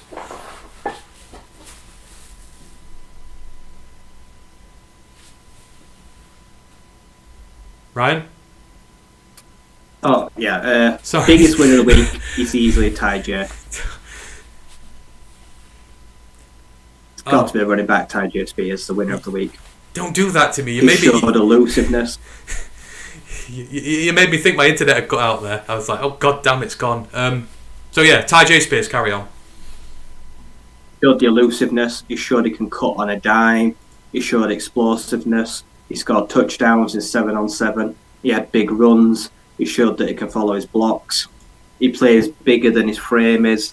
I feel like he's now probably a day two back. People have him at like 3 or 4 in this class now, and it's a stacked running back room. But he's decided to separate himself from some of the middle guys. So I feel like he's done himself no world of good. Durham Payne, he was pretty good. He was good in blocking drills. He showed that he can receive when the ball. I say he's got good soft hands, good career. I feel like he's done himself a world of good too. So yeah, give some Matt Riley Moss. I'd say my favourite cornerback when I was a little bit. He had a really good week. Had a really nice pass break up in the game, in the end zone, just at the pylon. Measured in at 6 foot, about 190 pounds. I'd say he's a bit on the slender side, but showed that he's physical. He's a gamer, plays in a run, and in the drills in the game, gave up very little. I'd say so. I really like him. So yeah, he's one of my favourite guys, and he definitely delivered. Yeah, no, I agree with all those. I think for me, Ty J, he's really tugging at me now because there's a fight between him and Israel. I've always been a big Israel Abanikanda fan, but the receiving ability that we've seen from TJ this week has just been like, has that just tipped him over the edge a little bit? Because Israel can do it, but he's also a bit meh. He did not ask to do it very much. I think he's more of a bell cow, and I don't know whether Ty J will be more of a dual threat. So I'm really torn between Ty J Spears and Israel Abanikanda, but he's had a great week. How about Keon White? I know he didn't do much during the game, but in terms of a week himself, he had a tremendous week. He's had a good season. He had the 3-sack performance against Florida State. You know, big statement there for him, but he's an edge who seems to be entering round one conversation at this point. You can kind of see why. He's got such a blend of raw power and athleticism, which was on full show all week. Yeah, great week for edge rushers. I say earlier, Will McDonald, I liked him. Like I say, at Iowa State, I never noticed him, if I'm honest. He never really got much recognition, but I feel like he kind of showed out. Especially in drills, like you say, he showed that he's got an arsenal of pass rush moves, and he really made some offensive linemen look stupid. Got to the bag well, and he's got a good size, like 6'4", like say 230. So I feel like he's a betweener. He's kind of like scheme dependent. It depends what kind of front you want to play, but he did himself a world of good. I say if we're talking overall bad week, I'm probably gonna have to go with guards and tackles. Just to play that, I just feel like offensive line play, especially in drills, not good. Unless you call John Michael Schmitz, I don't think he had the best, very good week. They tried moving him around a bit, didn't they? And this is why I'm so not on board with drafting him. He's never taken a snap at right guard. Please, Lions, do not do this to me. Don't start taking centres who've never played a snap at guard, just like Evan Brown. You need to put a proper guard into the position there. I would eliminate Cody Mausch from that conversation, though. I think he had a really good week, the North Dakota guy, because they were moving him interior as well, and he looked pretty good. But I think on the whole, I would agree it was a difficult week. We did have a couple of questions about that, so just bear with me. So I think Mike the Marine asked us, what did we think about the offensive tackle from Tennessee, and his name keeps escaping me all the time. It is Darnell Wright, I think, is it? Darnell Wright's the tackle there. Did you see him? I mean, impressed? Is he sort of on there as a list maybe? Because we need a swing tackle. It's on the board of list. Is he sort of on the list of guys you would have up there? No. Tackles, for me, really didn't do themselves any favours at all that week, to be honest. No. If I'm going tackle, I'm going flat out project.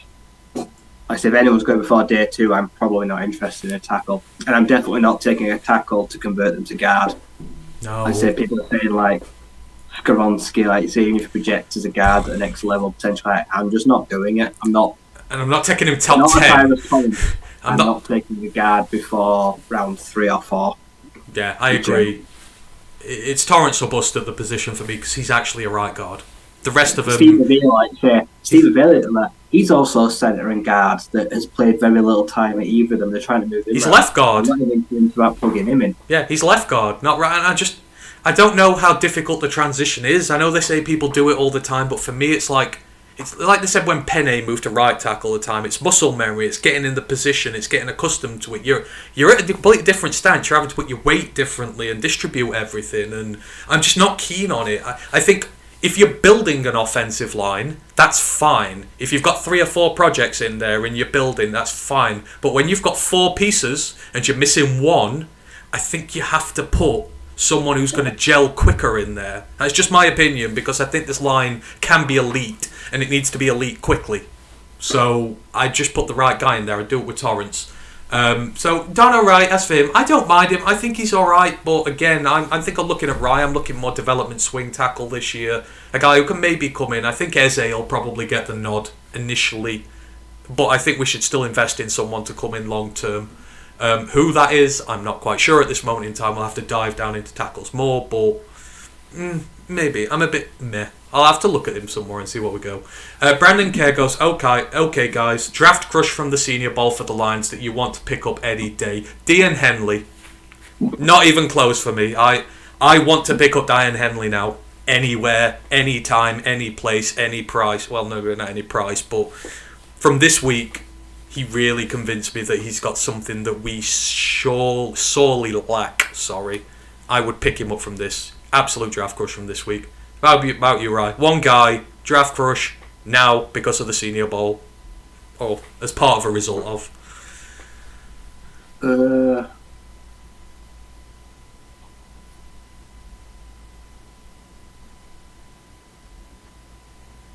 Was Mohamed Diabate was there. I don't know if he played, but... He didn't play, did he? But no. I think I saw drills. I think he did drills. Some of them. Diabate. I can't remember if he was active or not. I don't know if he did play. I didn't see him. I know he was on the roster. In the game, no. But I did like what I saw of him. I think he may have done some 7-on-7, some reps. He definitely did some drills. I do quite like him because he's got the coverage skills, but also I do like the fact he's like 6'3". He's got like a really good build too. I feel like he is a potential guy that could fit into our linebacker room. And he's an all-round guy. I don't think he'll have to go that high again. I feel like he's going to slide. So yeah, like I said, I love him, like I said, but Diabate, I do like the linebacking group. You can tell that Lions fans are starved for a statement linebacker, aren't you? The 2 draft crushers, they're both linebackers. But Diabate's a do-it-all guy. Utah took him to replace Devin Lloyd. They want someone in the same mould. He is. He suffered a little bit with injuries, but overall had a good year. Won a Pac-12 title. I agree. Right up there. But I love Skinner, but I just don't think we need him. See, Skinner... He's a physical force, but I don't think we need him. See, Skinner worried me because of the coverage. Now, I know that I'm not drafting him for his coverage ability. I'm not. I'm drafting him because he comes downhill and hits like a truck. But I need him to be able to be at least decent in coverage. And it was weird, because I was watching Renner, the guy from PFF, and they were showing highlights of the guys they liked during the week. And they put JL Skinner up, but all the tape they showed was of him getting rinsed in coverage. And he's like, oh yeah, he's had a wonderful week. But they're showing all these pictures of him getting rinsed, and I'm just like, I did see that a lot. I'm not sure if I'm sold. I love JL Skinner, but can I sort of take the risk? Could he be the downfield threat guy while I let Kirby be the ball hawk? That's kind of how I do it. But I do need him to have a little bit when it comes to his coverage as well. So I'm going to be hawking at the combine to see what he's like in his movement drills. So we'll see. But yeah, Henley and Diabate, Brandon, those were the guys who we draft crushers as a result of that. Right. Before we get on and finish our last segment with the Senior Bowl, I have been not ignoring Twitch, but because I had so many people coming at once, I was not able to get through everything. So I'm going to go through all the subscribers later on. I'm just looking for the questions we had in there. X-Darth Taters X said, "What up, fellas? First time chat and has been active since. So thank you for joining. Really do appreciate it." We had a first time chat from Alex Reno from Pride of Detroit as well. It goes, "Worked for me at Derek Bobaric." Everyone's joining in there. Where were the questions? So I've got one from Dan here. He goes, "Who is the next running back after Bijan? Someone to potentially replace Swift on the speed side. Cheers." Who have you got ranked behind Bijan? And this relates directly to another question that we've had. So, it does for me anyhow. I know my running back two is probably Jimmy Gibbs. Right. Agreed. Now, kind of roughly there, yeah. Yeah. So yeah, Dan, Jahmyr Gibbs, he's the guy afterwards, and I'm gonna sort of move it down into this other question I saw because it was related directly to Jahmyr. Sorry about this thing here. I'm just not used to having a billion people in Twitch at the same time. You're gonna have to as we get older. Mike the Marine said I would take Bijan at 18. That's a conversation we've had on here a lot. I think a lot of us are on board with Bijan at 18. 5 picks in the top 80 or 82. I think you can afford what would technically be looked at as a luxury pick like that. I can see... Matt the Marine goes, "I can see the aggressive Brad Holmes trading up from pick 6 for his guy." I'm not sure. I wouldn't like him to. I think we need to keep the top 5 picks. You're not going to hit on all 5 of those top draft picks. Even as good as Brad Holmes is with Levi, etc., you ain't going to hit. So I want more attempts for players to be able to... hit there. Where is it? Right, so it was Darth Tater who said, "Can you discuss what the best option in the second round would be and why is it Jahmyr Gibbs from Alabama?" Well, I'll put my point first. I would agree with you. If it ain't going to be Bijan in the first, I will take Jahmyr happily in the second. I've been saying this for months now. Probably the best dual threat quarterback in the draft. Yeah, he's the best dual threat quarterback in the draft. He does it all. He runs hard. His receiving's been really good for Alabama this year. I like the dual threat guy, and I think he'll be what we thought Swift was going to be, or what Swift has been, but just not consistently. So you've got no argument for me about why the second round pick should be Jahmyr Gibbs. Ryan, I don't know if you feel a bit differently. Who should it be in the second round, and why should it be Jahmyr Gibbs, or not? We've got 2 seconds, haven't we? Yeah. So if you're talking like combination of me, if we go defense in the first round, for me, yes, running back. Gibbs with the second round pick, or Charbonnet, something like that, with the second round pick, if we go first. But let's put it this way: if Musgrave or Dolan Kincaid are there, I will take a tight end and then take a running back. Listen, I am all aboard for Gibbs. Like, say, if we go cornerback and defensive line, cornerback and edge, I'll gladly throw a running back in at the start of the second round. And or a tight end. Like I said, I will go like 2 defense and 2 offense. Okay. So I guess we kind of agree there with that. So Jahmyr is definitely in play at 2 in round 2, not at 2. Jesus, that would be way too high. Sorry you had to wait a little time again. I'm not used to having so many people in, so we're all good. If you've got any other questions, please just let us know. He goes, "But when for inside offensive linebacker, inside offensive line, I've got linebacker on the brain now. How early would you go inside offensive line? Now, I think we're in lockstep here. If it's not Torrance, then it's probably not till day 3, late day 2. I think that would be where my ceiling is for it. I either want the guy or I want to keep Hal and draft someone who we can train up long term to replace him. What about you?" Yeah, probably rounds 3 or 4, unless we get an instant replacement. If we draft a guy in the second round, I'm cutting the tie. No 2 ways about it. Yeah. I will just go with the guy I agree that can plug in. If we're keeping him, 3rd or 4th, well, don't have 4th round, so 3rd or 5th, I'll probably get in a replacement then. Yeah, linebacker. See, I know it's just inside. It was offensive line. I just said linebacker because I'm an idiot. He said IOL. Oh yeah. Right. Yeah. Torrance, like if we trade 18 and move back and he's still there, get another pick if we got to take a guard. That is like a dream scenario. Or you wait till like say rounds 3 to 5. Okay, Fair dues. You're welcome, by the way, Dan and Darth. Tater, there we are. If you've got any questions, like I say, keep putting them in. We will answer them there. Brandon goes, remember, no fourth rounder at this time for the Lions. No, but Brad has a history of trading on day 3 for picks, so I think we might end up with one eventually.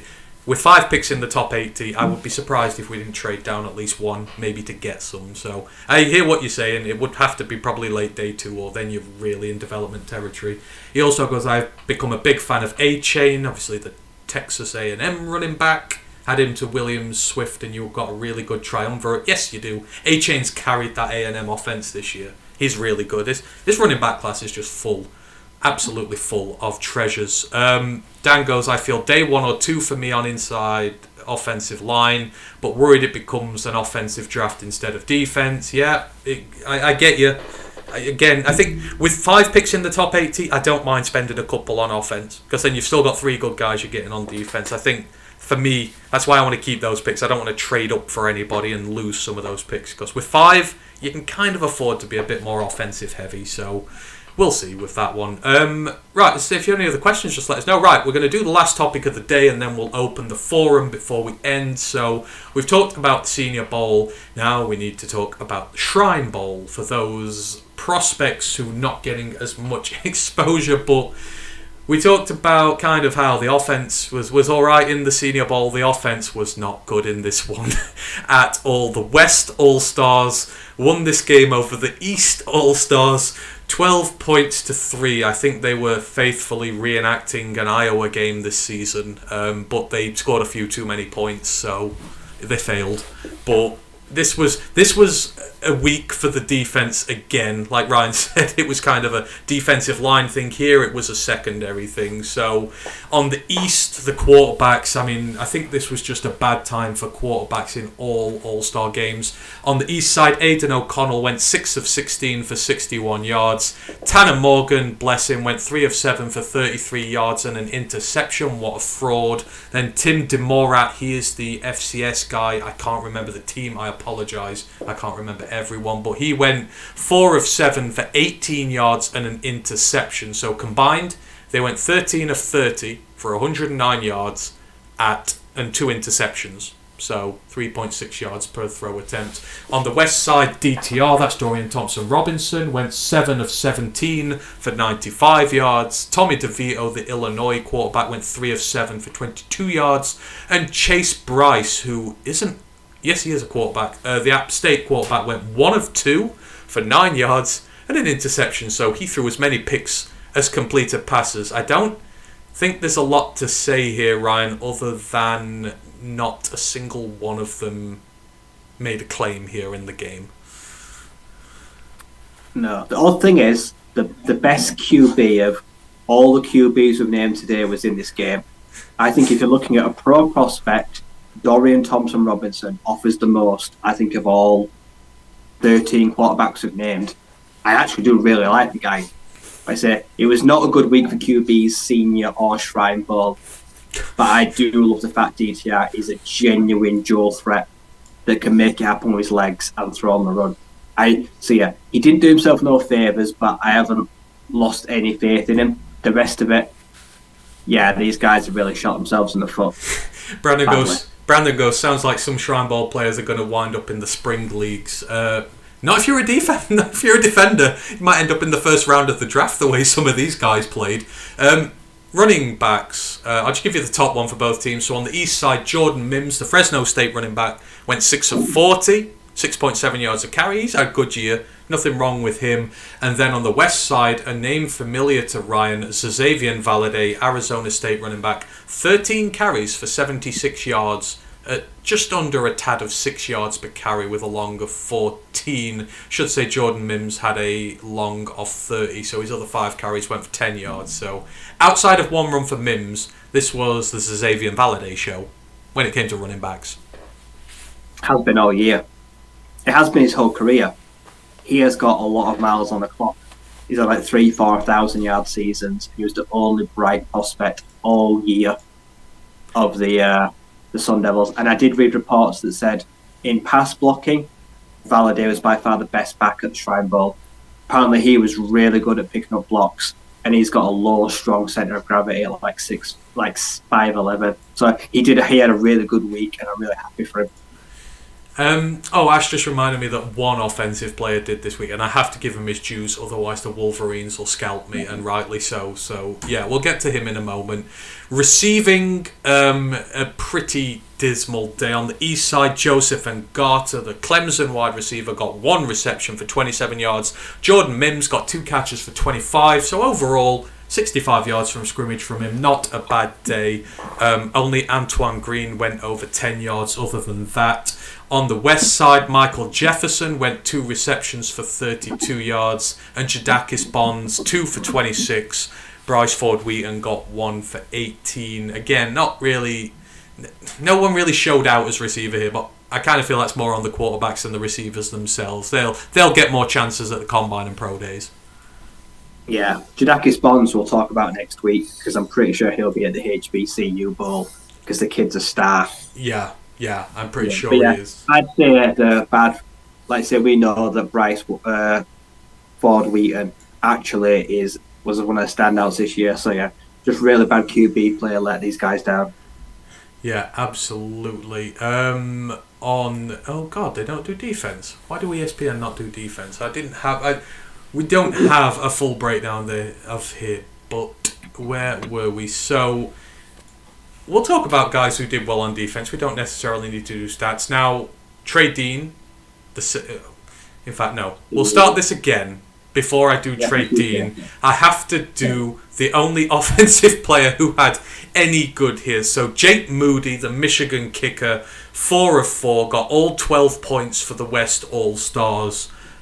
He kicked 4 of 4. His long was 51 on the day, so he did really well there. And in fairness, on the other side, Andre Schmidt, he got 1 of 1 from 30 yards. So kickers, perfect on the day, 5 of 5. So we'll give them their dues there. Punters did well. Ethan Evans on the east side, 7 punts for 318 yards, 2 in the 20.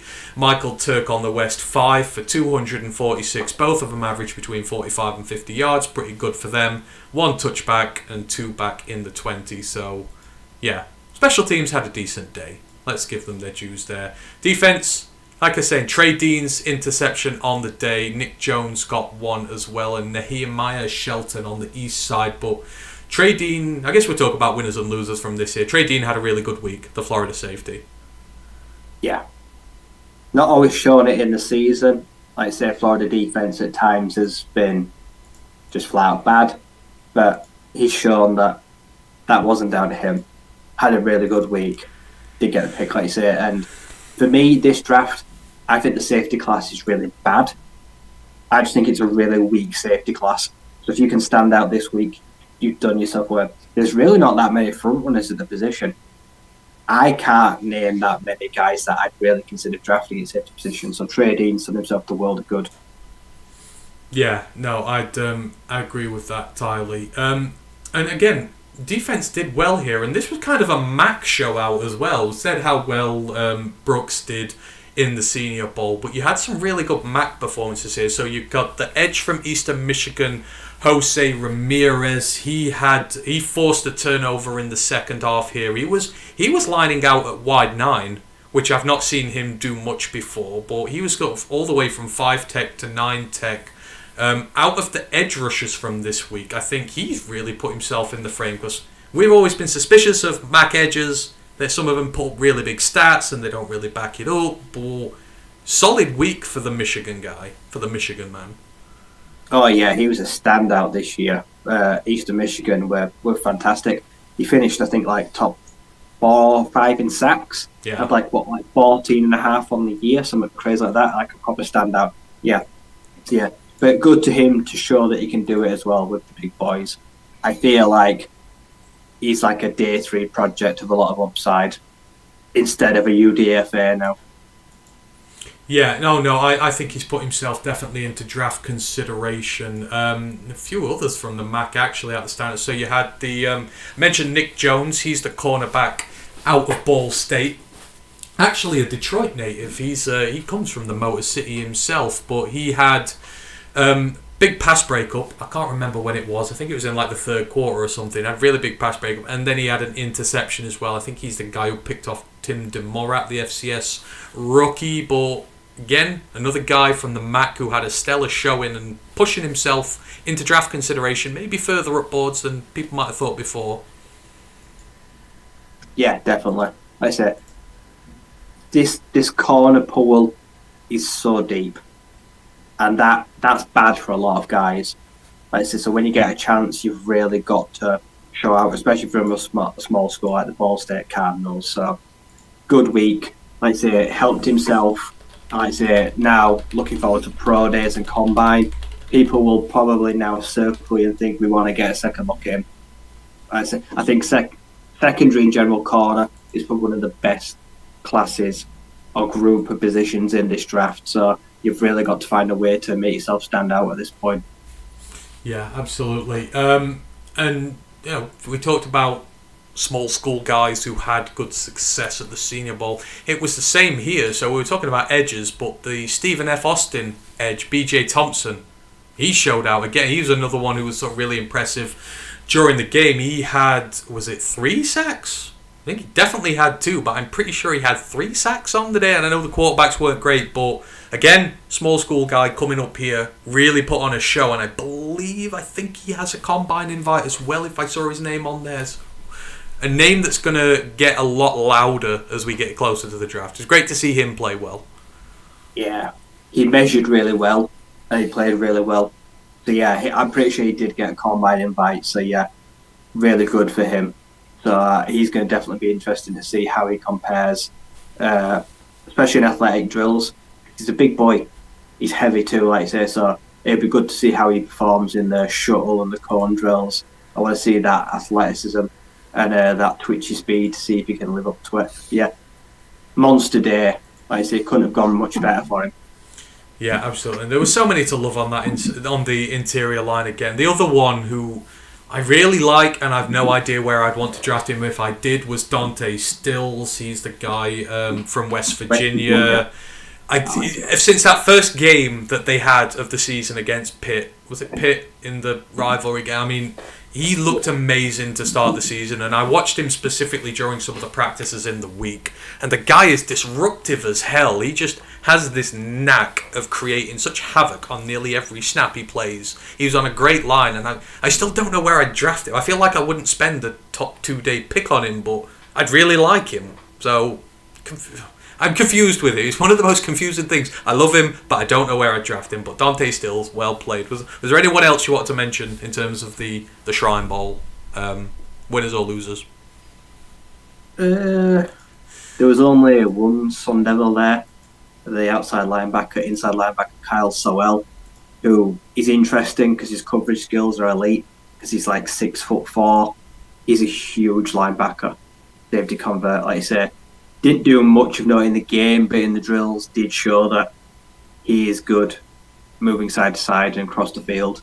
Can probably go up against tight ends and running backs out the backfield. So I feel like it's been a quiet year for Sun Devils, but he did get an invite. He's got an interesting body type, I'd say. He's good for the position and receiving. Yeah, no, I agree there. I kind of wish I could put more offensive players in here, but it was just not good.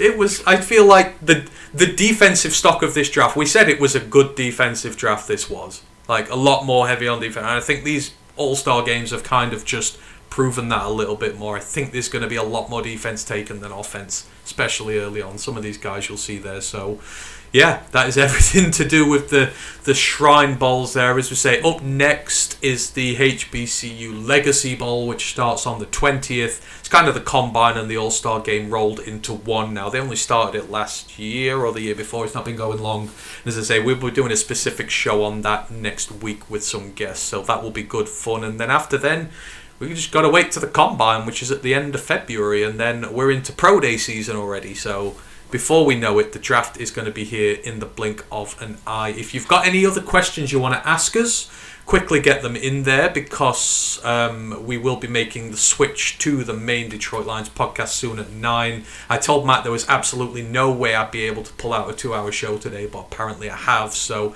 I don't want to overrun or he will kill me. If I go back to the start, I remember Mike asked us a few questions, so I will go. We can do this, or I can move it to the main show because it is a Detroit Lions thing, so it's to do with Brad Holmes signing free agents long term, and our top cornerbacks free agents that we would like to sign. So Mike, I do remember those questions from earlier. I will get them put into the next show we're doing in 10 minutes because that is Lions related, and we'll be able to answer more from the panel there. So say, if you've got any other questions you want to ask us before we get out of here and get ready for the Detroit Lions show, just let me know, whether you're on YouTube or Twitch. If not, then I will just quickly go through the next show bits first and our socials while we get that out of the way. So the next shows, as we say, me and Ryan will be back hopefully next Wednesday, the 22nd of February. We're doing the HBCU Legacy Bowl. We've got guests coming on. It's going to be good fun. Trust me, the HBCUs are stacked with talent this season. And if you want to know who maybe the next James Houston or Joshua Williams is going to be, then you've got to come on there because you will find out all about these guys. And well done to Joshua Williams, by the way. Fayetteville State corner from last year, already a Super Bowl winner with the Kansas City Chiefs, and according to our Chiefs fan I chatted with the other day, they're more excited about him than the Florida guy they took last year. No, the Washington guy. Who was the Washington corner that they took early? Yeah, they're actually more excited about Joshua Williams than they are Trent McDuffie, and he went in the 4th round. So yeah, come and join us for that. That'd be great. As for the main Detroit Lions shows, as I say, we're going to be back in 10 minutes talking Super Bowl, but we will be back to our regular schedule on Monday next week. We will be starting our look at free agency, beginning with the offense. So we're going to have a look at which players we'd like, who we'd like to keep, all that sort of stuff, and then we'll go defense, special teams the week after that. I don't think there is anything else here at the minute. Mike says, okay. Dan says, cheers. No, you're welcome, Dan. Hope you've enjoyed the show as always. Have I got anything on YouTube? Man Bear Pig has joined, saying greetings to you, good sir. Hope you are well. Brandon, okay, he goes, okay, after everything is said and done, number 6, who's your man? That feels like a good one to end on. Who's your man at number 6? Unnamed cornerback. People keep telling me it's a reach, but no, it's not. If we wait till 18, I tell you now, all the cornerbacks will be gone and you'll be really pissed off. No, Brandon has asked us a lot of questions this evening. He deserves a specific answer. I will give you a specific answer. It is Devon Witherspoon, named cornerback. I will take him at number 6. And the reason why I take him at number 6 is because, yes, there are a lot of good corners around in this draft. And trust me, I loved a lot of them. I love watching the corners this year. But you need someone who fits the scheme of your team. And a lot of them don't. Devon does. He's the best in the draft at it. We desperately need an outside man coverage corner. I want the best in the draft. If I've got to take him at 6, so be it. 'Cause again, I've got 5 picks in the top 80. Doesn't matter if I reach a little bit. I've still got 4 more picks where I'm going to get 4 more great players. So I think we can afford to do it.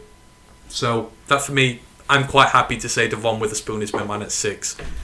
Are you going to give me a name, or are we just going to, are we going to disappoint Brandon and go unnamed cornerback? Witherspoon or Branch. Oh, you go safety corner hybrid. Ooh. Well, if you wait till 18, I'd actually take Emmanuel Forbes. See, he's the name.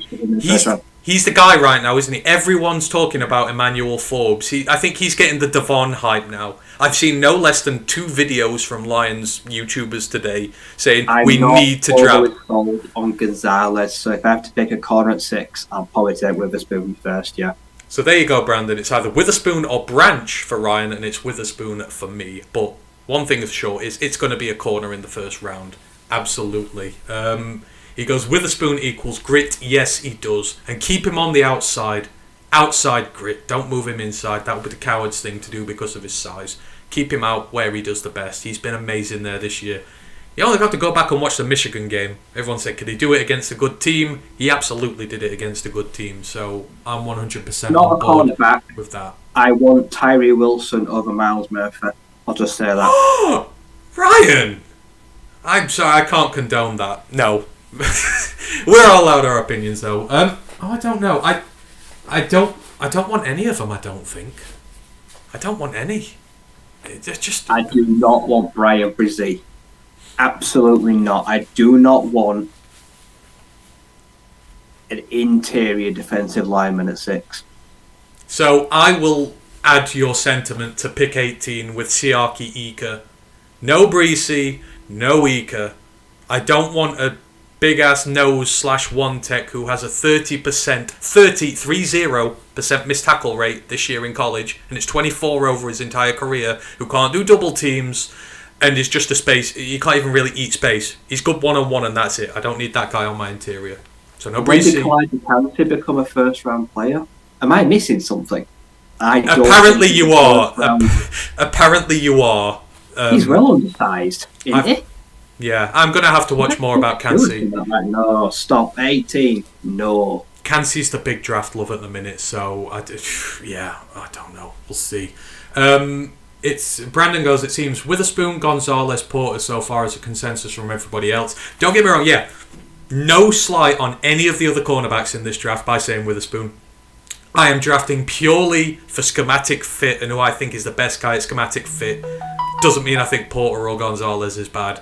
I think it's an incredibly good corner class, and I think we'll see some cracking ones. I do like Trenton Simpson. If we take him at 18, I think you can let Anzalone walk. But he could be a bust. Yeah, Ash goes, Rye, you are wrong, so wrong. Well, good on you. Anything that gets a response like that from Ash is a good take. Which one am I wrong about? I don't know. We've come up with a lot of takes. Right. Thank you to everybody who has joined us this evening. And I just need to quickly go through the guys who have subbed to us because we got a lot from Pride of Detroit. Where did we go? Oh God, Pride of Detroit raided us. So we started with Cool Down Rat. So thank you to Cool Down Rat who resubscribed with Prime. 8 months they've done that now. We really appreciate it. Thank you very much. Jameson54, follow us on Twitch. Pride of Detroit raided us with 55 guys. We got followed from JSKEL16. Alex Reno from Pride of Detroit. Thank you, Alex. Pride of Detroit sent us some memes, gifs, whatever they are, emotes. Nick the Greek 420 cheered us with 100 bits. Said Matt Patricia's ample bosoms, Robert Ayers, Dagger Time, Wayne Fontez's cocaine stash. There are some stories to be had in there. We've got Lostocians X followed us. Thank you very much. Derek Bo Barrick resubscribed to us on Prime. They've been subscribed to us for 11 months. Derek, we love you. Hope you are doing well. We had a hype train started in our channel. Thank you very much. Then we had JW Tagina followed.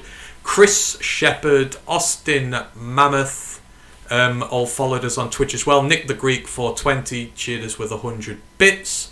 Says Boris Johnson has 95 children, which is why he never had time for a proper haircut. That is great. Also sent us another 69 bits saying Matt Patricia was fired from the Pats. He got a job at Bake Off. He eats all the leftovers after every show. Yes, he would 100% do that. And then another 100 bits. The real reason the NFL plays games in the UK each year is that the NFL owners can stock in companies that will make huge dollars when the UK privatises. Oh, maybe. I don't know. Jags are a Trojan horse was over here. We will see. Anyhow, thank you to everyone who has joined us this evening. You will see us again very shortly with our main podcast. It just remains for me to thank Ryan and Hank who showed in there. We love you all and we'll see you soon. Until then, one Pride.